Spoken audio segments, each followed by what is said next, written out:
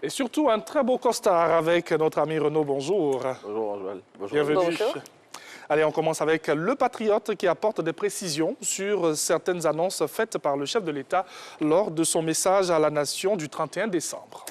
Ces annonces sont celles relatives aux 33 ponts et échangeurs dont le président de la République a annoncé les réalisations pour les années à venir. Le confrère, dans le papier qu'il consacre au sujet, révèle les régions et les localités dans lesquelles ces infrastructures seront construites. Échéance prochaine, élection législative du 6 mars prochain. Le directeur exécutif du RHDP fait des recadrages. Tout à fait, et c'est sur la question de la désignation des candidats devant représenter le parti à ces élections qu'Adama Bictogo met les points sur les i selon l'Inter, à en croire le confrère qui cite des sources proches du parti au pouvoir. Au cours d'une rencontre tenue récemment avec les instances du parti, Adama Bictogo a souligné qu'aucun dossier de candidature pour les primaires au sein du RHDP ne sera pris en compte s'il ne passe par le circuit mis en place par sa direction à cet effet.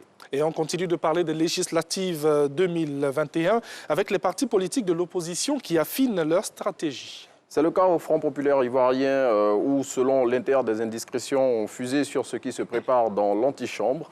En croire le confrère, l'opposition a décidé de resserrer ses rangs pour ces échéances électorales.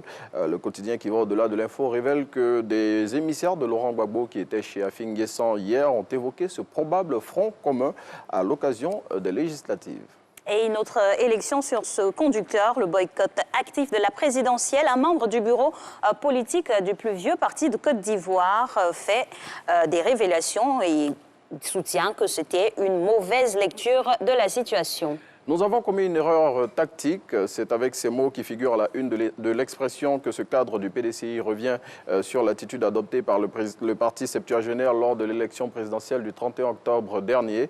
Selon Serge Vremin, la décision de son parti de boycotter l'élection présidentielle lui a été préjudiciable. Et parlons éducation à présent, les cours n'ont pas repris dans le Sud Comoé hier. C'est le constat fait par Abidjan.net dans la plupart des agglomérations de cette partie de la Côte d'Ivoire. Cette situation, selon le site d'information, est due à des perturbations enregistrées dans les villes de Tiapoum, Adiaké et Aboasso. Perturbations orchestrées par des élèves qui ont estimé, selon le confrère, que les congés de décembre étaient trop courts. Autre prétexte avancé par ces élèves indélicats, c'est une rumeur qui a circulé sur les réseaux sociaux ces jours-ci, rumeur selon laquelle la reprise des cours était prévue pour le 11 janvier 2020. Et non, pourtant la reprise était bien prévue pour le 4 janvier. Franchement, ce phénomène-là laisse pantois. Parce que franchement, les élèves qui refusent d'aller à l'école, au prétexte qu'ils sont fatigués, bon, il faut s'organiser. Hein. Quand on va à l'école, on va à l'école. C'est à ne rien comprendre. Tout à fait. Justement, la reprise des cours a été aussi perturbée dans la région de la Maraouélas. Oui, et notamment dans le département de Zuenoula, où les cours n'ont pu reprendre dans les localités de Iriefla et Sucrivoire. C'est dans ces deux localités seulement que les cours ont repris. Quant aux villes de Zuenoula, Goïtafla et Kanzra, dont les écoles ont été saccagées par les élèves qui réclamaient des congés anticipés avant les fêtes de fin d'année, elles sont restées porte close en attendant leur remise en état selon Soir Info. Et pour terminer, à lire dans Fraternité Matin de ce jour, un dossier sur une situation qui fait des mécontentements sur l'autoroute du Nord.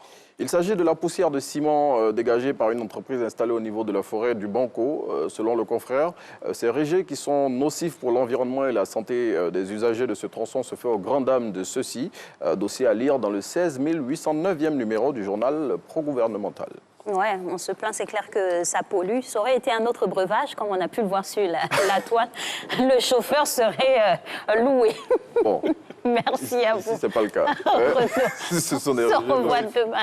Merci beaucoup, Renaud, pour toutes ces informations. Voilà. Allez-y vers vos kiosques à journaux et puis achetez.